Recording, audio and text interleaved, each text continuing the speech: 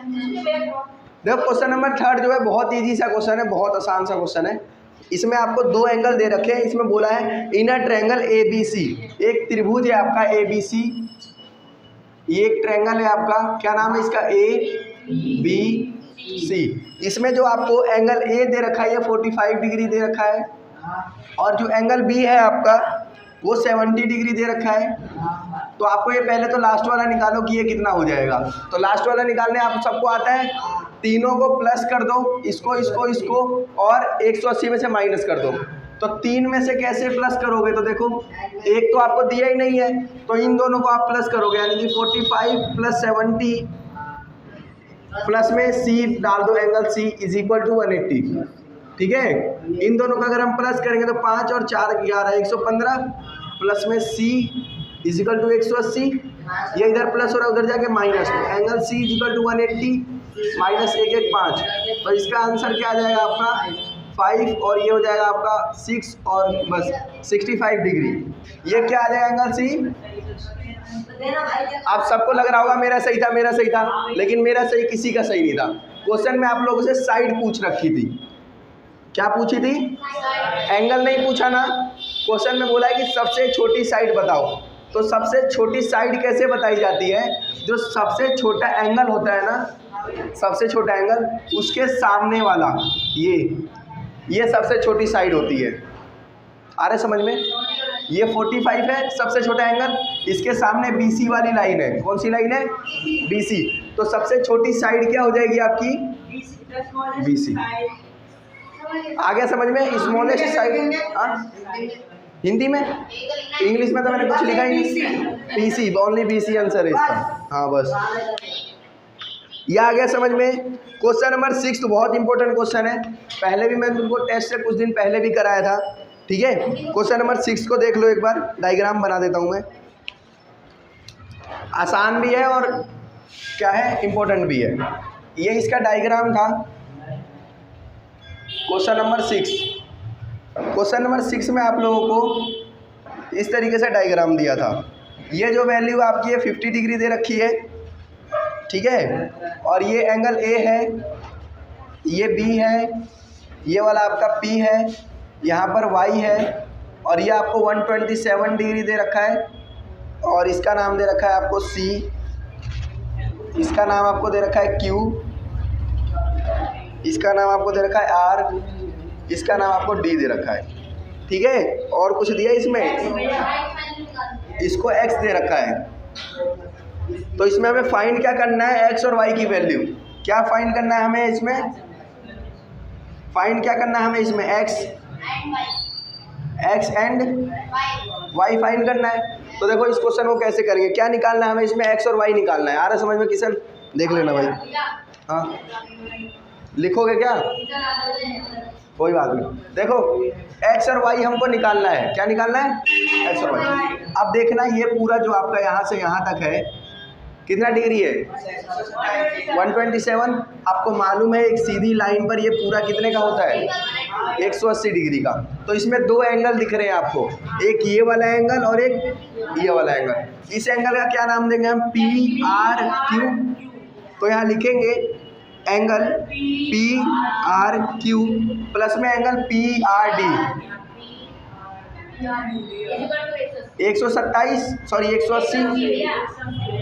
180 degree. अब इसमें हमें PRD की वैल्यू 127 मालूम है, तो angle PRQ is equal to plus में 127 degree is equal to 180 degree. ये 127 इधर प्लस हो रहा है उधर जाकर माइनस, तो angle PRQ is equal to 180 minus 127 degree. Minus करेंगे हम इसमें से, तो आप लोग को यहाँ पर एंगल PRQ की वैल्यू क्या निकलेगी, माइनस करो भाई 3, और आपका 7 में से 2 गया 5, और 1 में से क्या 0, तो इसकी वैल्यू कितनी आ गई, 53 डिग्री। अब देखना ये दो पैरेलल साइड है, ये वाली लाइन और ये वाली लाइन, दोनों की दोनों पैरेलल है, समांतर है। जब दो समांतर लाइनों को एक सीधी लाइन काटती है तो जितने का एंगल यहाँ से यहाँ तक बनेगा उतने का यहाँ से यहाँ तक बनेगा। तो इसमें हम ये लिख सकते हैं कि एंगल ए पी आर, देखो ए पी आर ये पूरा angle A P R is equal रहेगा पी आर डी के। ये चीज समझ में आई सबको? ये पूरा का पूरा एंगल यहाँ जो बन रहा है ये पूरा इक्वल रहेगा इस पूरे एंगल के। तो आपका जो ये जो है ए पी आर कितना हो जाएगा?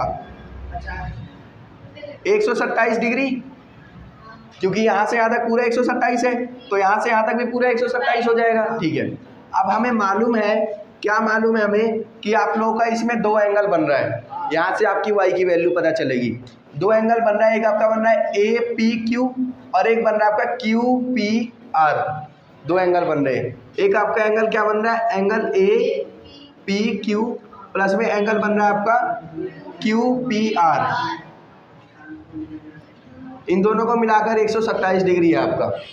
ठीक है, यहाँ पर रीजन लिख दोगे आप लोग, क्या राइट अल्टरनेट एंगल लिख सकते हो, या फिर हिंदी में लिख दोगे एकांतर कोण। ठीक है, अब देखना ये जो है आपका क्यू पी आर,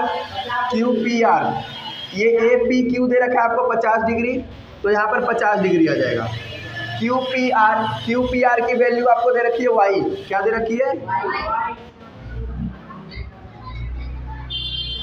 ये इधर क्या हो रहा है प्लस, उधर जाकर तो y is equal to 127 minus में 50 डिग्री हो जाएगा ना।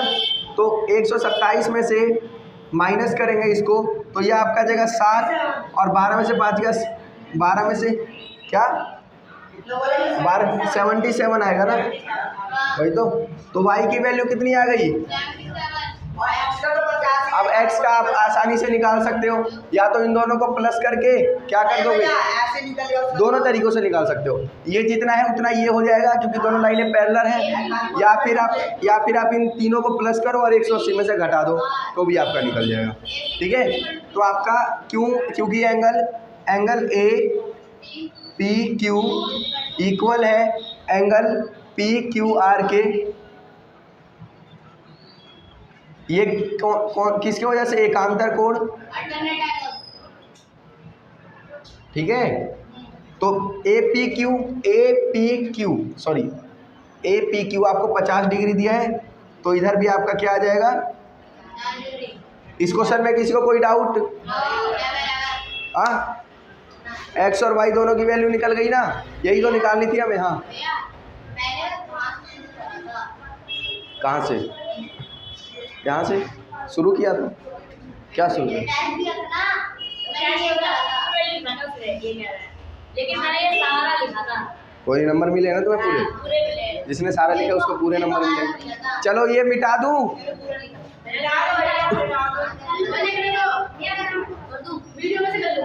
ठीक है, क्वेश्चन नंबर 7, शांत हो जाओ सारे। क्वेश्चन नंबर 7 क्वेश्चन देखो, इसमें भी बहुतों ने गलती कर रखी थी, कुछ ने, अधिकतरों ने तो सही कर रखा था। 125 को यहाँ पर पावर दे रखी है आपको, 125 की पावर -1/3। ये 125 की पावर दी है आपकी। देखो क्या दे रखी है, 125 की पावर -1/3। ऐसा एक क्वेश्चन जरूर आएगा जो मैंने डाला है आपका। तो इसको कैसे करेंगे? जो नंबर यहाँ दिख रहा है उसका एलसीएम ले लो। क्या करोगे? रफ लिख देना साइड में, एग्जाम जैसे सीट मिलती है ना, नहीं ना मिले ना अगर रफ की सीट, तो एक पेपर जो ये रफ सीट, मान लीजिए तुम्हारा सीट है, आंसर सीट है, इसके साइड में लाइन खींचो यहाँ पर, और यहाँ पर रफ लिखो, और रफ लिखने के बाद यहाँ रफ वर्क कर लो जो आपको जो करना है। ठीक है, रफ लिखने के बाद कर सकते हैं। हाँ, रफ लिख देना। हाँ, रफ लिख देना। तो देखो 125 का अगर हम एलसीएम लेंगे तो 5 दूनी 10 और 2 इसमें का 5 पंजे 25, फिर 5 पंजे 25 और 5 एकम 5। तो 5 कितने बार आ रहा है इसमें? 5 3 बार आ रहा है। तो 5 अगर 3 बार आ रहा है ना, करके देखो 2 से हो जाएगा।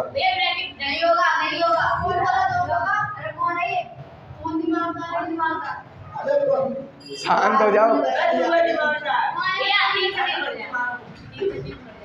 अब देखो क्या होगा यहाँ पर, इसका मतलब क्या है, 5 की पावर 3 है और इधर इंटू में क्या है -1/3, तो 3 से 3 कट जाएगा और 5 की पावर -1 आ जाएगी। ये आपका आंसर। ठीक है, और तो नीचे आ जाएगा ना, 1/5 आ जाएगा ओनली, है ना। अगर इसको आगे आपको आगे सॉल्व करना है तो 1/5 आ जाएगा ये। तो इसको ऐसे लिख दो, मैं वैसे लिख दो, एक ही बात है। क्वेश्चन नंबर 8 देखो क्या है। क्वेश्चन नंबर 8, 8वां क्वेश्चन। इसमें देखो किसी ने भी सही नहीं करा ये क्वेश्चन। एक इसने सही करा था, शिवानी ने, और किसी ने भी सही नहीं करा था। हाँ बस आयुष ने भी सही नहीं करा। देखो तुम लोगों को मैंने 2 तरह के एंगल बताए थे, पूरक, समपूरक, कम्प्लीमेंट्री, सप्लीमेंट्री। 2 बताए थे, एक सप्लीमेंट्री, ठीक है, क्या होता है, एक सप्लीमेंट्री और एक होता है आपका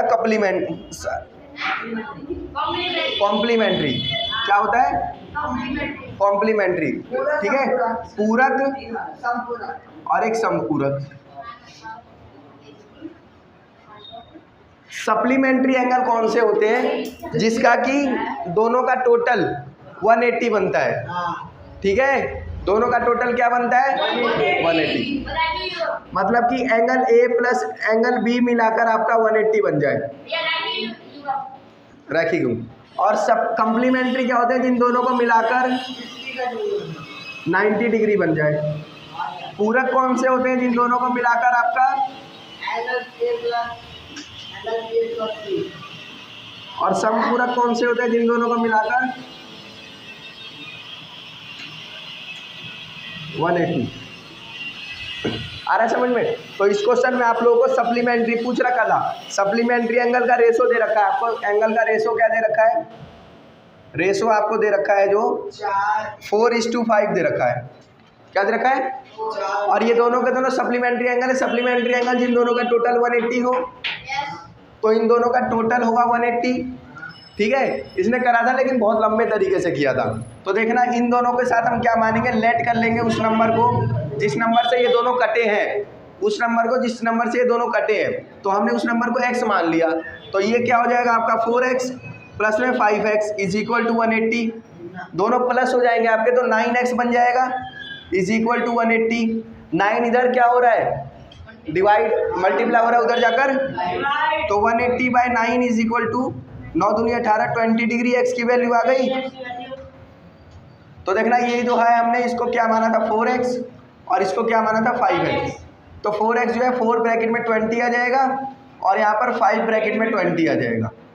तो 4 × 20 क्या हो जाएगा, 4 दूनी 8 80, और ये क्या हो जाएगा 5 दूनी 10 100। आया समझ में, कटेगा नहीं, बस हो गया यही। क्वेश्चन नंबर 9 देखो, find the value of k का मान ज्ञात करें। इसमें आपको बोल रखा है हमें k का मान निकालना है। इफ अगर हमें दे रखा है कि y+3, ठीक है, और ये एक फैक्टर है किसका, 3y² प्लस में ky+6 का, तो हमें यहाँ पर क्या निकालना है, y की वैल्यू निकालनी है। तो y की वैल्यू निकालने के लिए सबसे पहले k की वैल्यू निकालनी है आपको। क्या निकालनी है, k की वैल्यू निकालने के लिए आपको यहाँ पर y की वैल्यू मालूम होनी चाहिए। अगर y की वैल्यू मालूम नहीं होगी तो आप k नहीं निकाल सकते। तो यहाँ पर y की वैल्यू ये दे रखी है आपको, y+3 दे रखा है, लेकिन आपको y इज इक्वल टू होना चाहिए कोई नंबर, तो यहाँ तो +3 है। तो सबसे पहले आप यहाँ जो 3 है ना, इसको उधर भेजो, तो y इज इक्वल टू -3 हो जाएगा। y की वैल्यू आपको पता चल गई। इसमें सब ने गलत कर रखा था, डायरेक्ट 3 रख रखी थी वैल्यू, डायरेक्ट 3 रख रखी थी वैल्यू। तो ये क्वेश्चन होगा 3y² प्लस में ky+6 है। जहाँ जहाँ y है वहाँ पर -3 रखेंगे, जहाँ जहाँ y है वहाँ -3। तो 3 ब्रैकेट में -3 का स्क्वायर प्लस में k ब्रैकेट में -3 + 6। देखो -3 का स्क्वायर 9 हो जाएगा। -3 का स्क्वायर क्या होगा, और 9 × 3 कर देंगे तो 9 × 27 27। अब देखो माइनस और प्लस, माइनस और प्लस माइनस, माइनस हो जाएगा आपका 3k और प्लस में 6, ये हो गया आपके पास, ठीक है।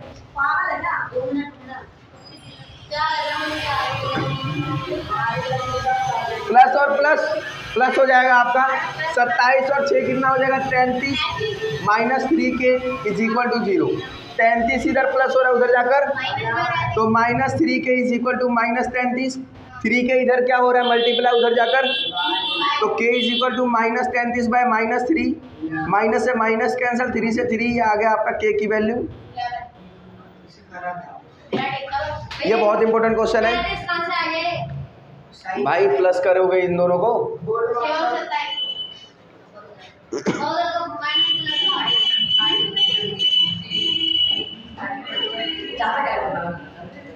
अब क्या नाम चाहता हूँ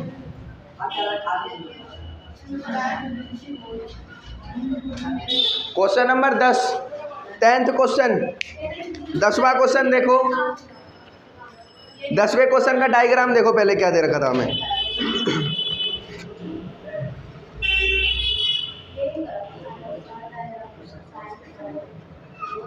P Q R T और S ये दे रखा था आपको। इसमें हमें बोला क्या था, इसमें हमें गिवन क्या है, इसमें हमें गिवन क्या है, हमें गिवन है कि angle P Q R equal है एंगल पी आर क्यू के। पी क्यू आर इक्वल है पी आर क्यू के, मतलब ये एंगल इस एंगल के इक्वल है। ठीक है, तो हमें प्रूव करना है, टू प्रूव, हमें क्या प्रूव करना है यहाँ पर, हमें एंगल प्रूव करना है कि angle P Q S equal हो जाएगा एंगल पी आर। ठीक है, ये हमें प्रूव करना है। अब देखना है यहाँ पर, ये दोनों मिलाकर आपका 180 होंगे। ठीक है, यहाँ से आपका आंसर स्टार्ट होगा। सॉल्यूशन स्टार्ट होगा यहाँ से आपका। तो इसमें देखना है, पहले हम इक्वेशन बनाएंगे। एक इधर की इक्वेशन बनेगी आपकी, इधर वाले में दो एंगल बन रहे हैं, एक ये और एक ये। Angle P Q R, angle P Q R plus में एंगल पी क्यू एस, ये दोनों मिलाकर 180 बन जाएंगे। ये आपकी फर्स्ट इक्वेशन बनेगी। ठीक है, इसी तरीके से सेकंड बनेगा पी आर क्यू प्लस में angle P R T is equal to 180। ये सेकंड इक्वेशन बन जाएगी आपकी।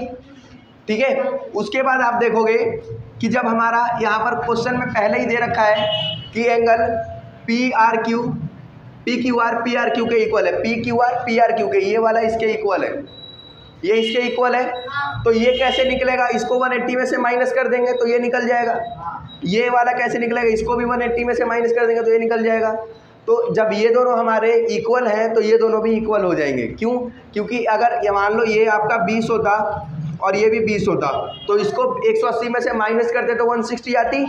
ये 20 होता तो इसको भी माइनस करते, ये भी 160 आती। तो मतलब जो वैल्यू उसकी आएगी वही वैल्यू उसकी आएगी। तो आप लोग यहाँ पर क्या लिख दोगे, फ्रॉम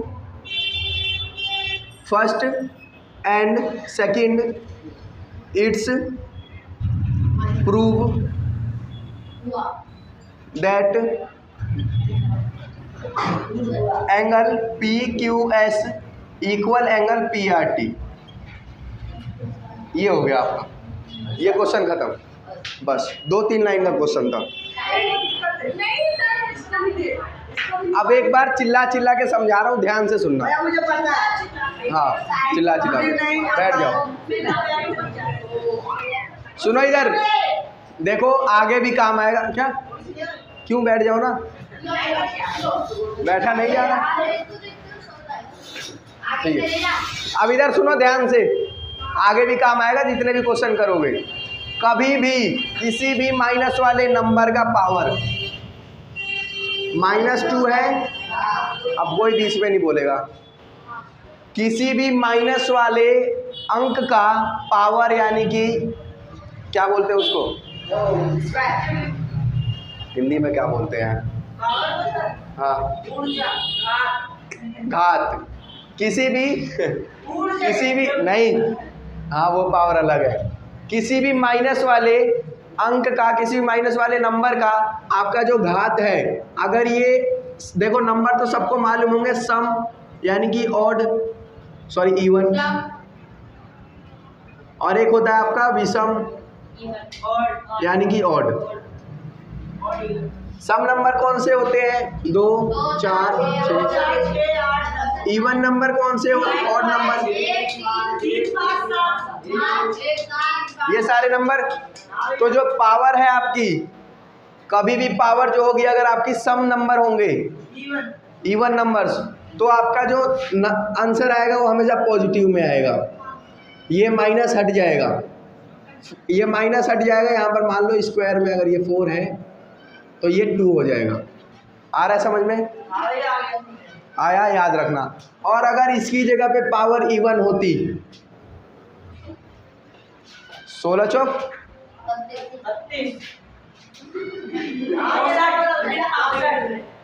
64, तो इसकी पावर ये जो है ये माइनस में 64 आएगा। आ रहा है समझ में? क्यूब, ये पावर क्या है? ऑड नंबर है ना, तो पावर ऑड रही तो माइनस का माइनस आ जाएगा, और अगर पावर इवन रही तो ये माइनस का साइन हट जाएगा। रीजन बताऊं इसका? रीजन जानना है किसी को? अब रीजन सुन लो, रीजन सुनो क्यों। इसकी जगह पे अगर मैंने स्क्वायर लगाया तो इसका मतलब क्या है कि -4 इंटू में -4, ये मतलब हुआ माइनस माइनस प्लस हुआ, 4 4 जा,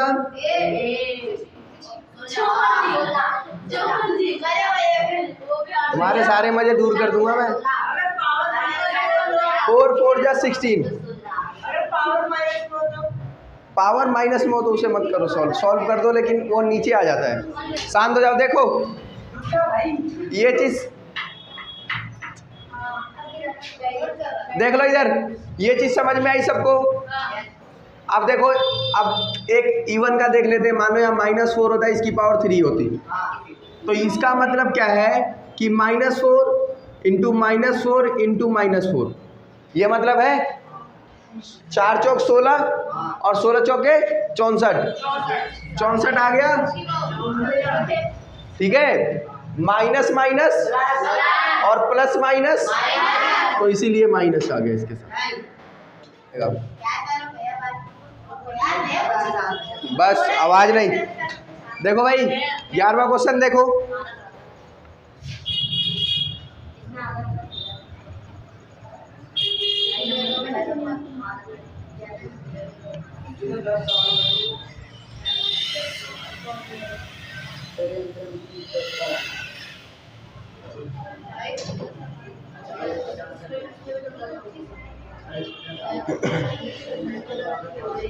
इसमें हमें देखो दिया क्या है,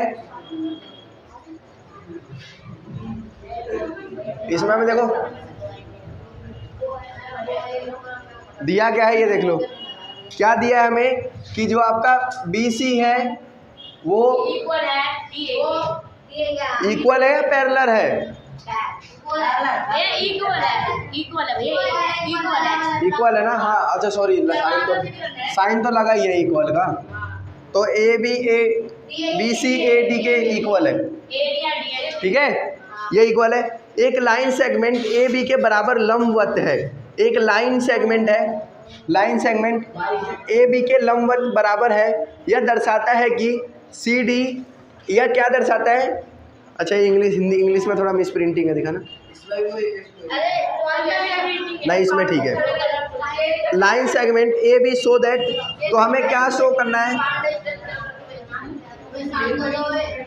हमें इसमें प्रूव करना है, हमें इसमें प्रूव क्या करना है कि जो CD है आपका ये बाइसेक्ट कर रहा है AB को। ये CD जो लाइन है ना, ये इस AB वाली लाइन को बाइसेक्ट कर रही है, और यहाँ पर एक पॉइंट है O। ठीक है, तो इसके लिए हम क्या करेंगे, हम इसको सर्वांगसम सिद्ध करेंगे। दोनों को क्या सिद्ध करेंगे? सर्वांगसम। देखना, एक सर्वांगसम मतलब दोनों एकदम सेम, हर चीज़ में सेम, बराबर, साइज में संगत भुजाएं, संगत कोण, हाँ कॉन्ग्रेंट, कॉन्ग्रेंट और सर्वांगसम, इंग्लिश में कॉन्ग्रेंट, हिंदी में सर्वांगसम। तो देखना है हाँ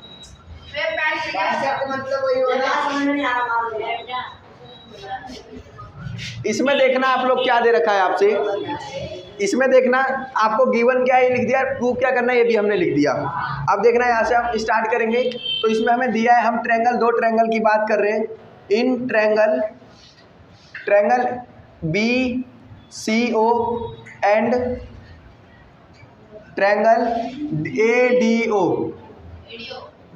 ठीक है, एक ऊपर वाले त्रिभुज में और एक नीचे वाले त्रिभुज में।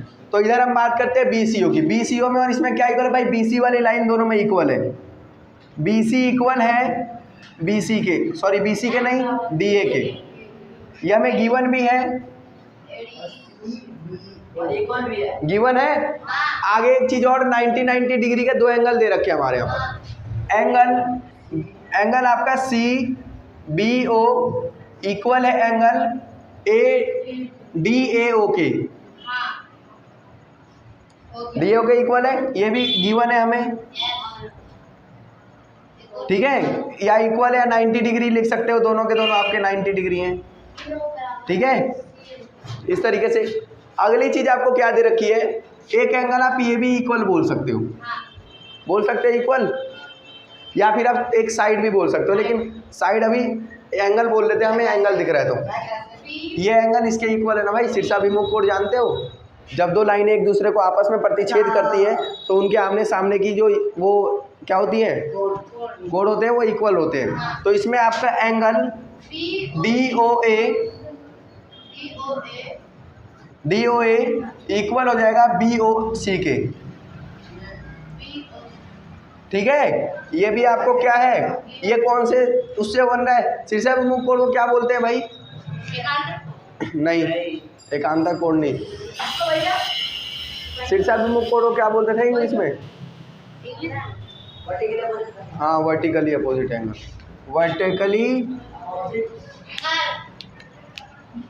वर्टिकली अपोजिट एंगल बोल सकते हो इसको। ठीक है, अपोजिट एंगल। ठीक है, तो ये इसके इक्वल हो गया। अब इससे हमारा क्या प्रूव हो गया कि ट्रायंगल BCO कॉन्ग्रेंट है ट्रायंगल ADO के। कौन से रूल से? आपका एंगल साइड एंगल, दो आपने एंगल प्रूव करे और एक साइड प्रूव करी, तो ये त्रिभुज एक दूसरे के इक्वल है, प्रूव हो गया। आगे देखना, हमें प्रूव क्या करना था कि CD AB को बाइसेक्ट कर रहा है। तो AB को बाइसेक्ट करने का क्या मतलब कि आधा इधर आधा इधर। तो इसका आपका क्या प्रूव हो गया कि जब ये वाला एंगल इसके इक्वल है, ये एंगल इसके इक्वल है, तो दोनों के दोनों सर्वांगसम है त्रिभुज, तो ये वाला भी इसके इक्वल हो जाएगा। इक्वल होने का मतलब बाइसेक्ट कर रही है। तो इक्वल कैसे होगा, इससे क्या प्रूव हुआ कि आपका BO इक्वल है किसके, OA के। कौन से रूल से? CP/CT। हो गया आपका प्रूव्ड। ये सॉल्व हो गया क्वेश्चन आपका। अगला क्वेश्चन, हाँ, BC equals to DA, ये पहले भी तो लिख सकते हैं। कहाँ है BC इक्वल्स टू DA? पहले का क्या मतलब, कहाँ पहले? मतलब ऊपर में लिख सकते हैं यहाँ पे BCO की जगह, BCO की जगह पे इसको लिख दोगे?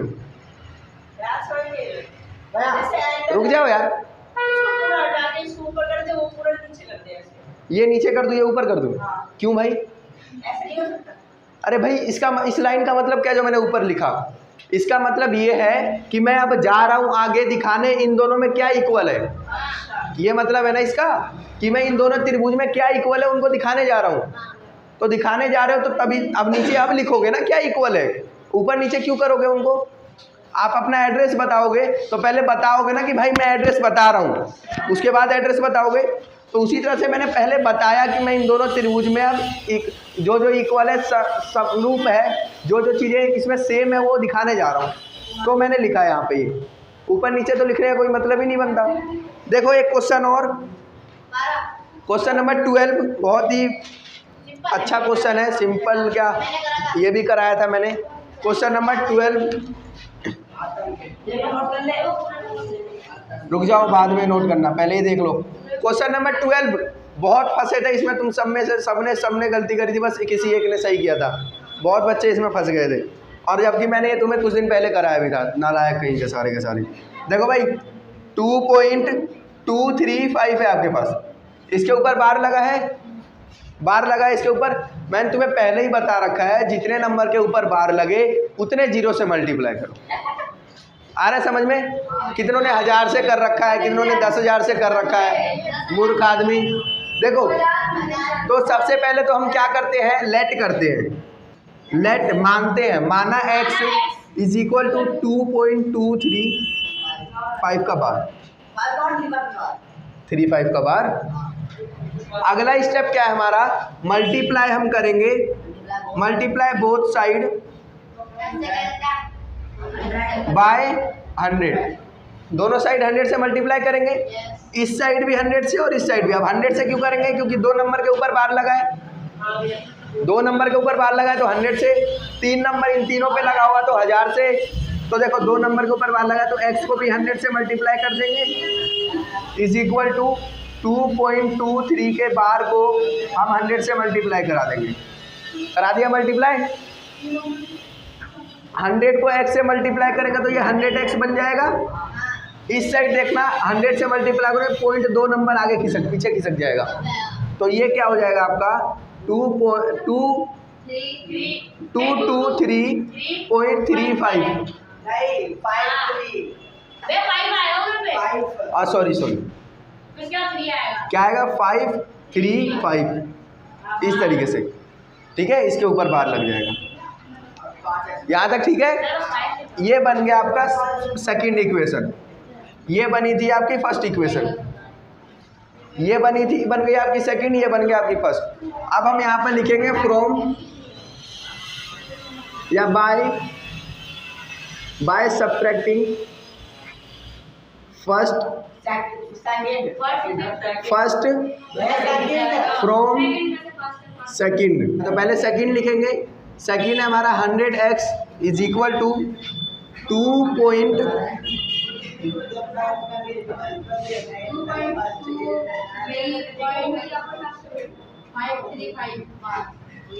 और इधर फर्स्ट आ जाएगा हमारा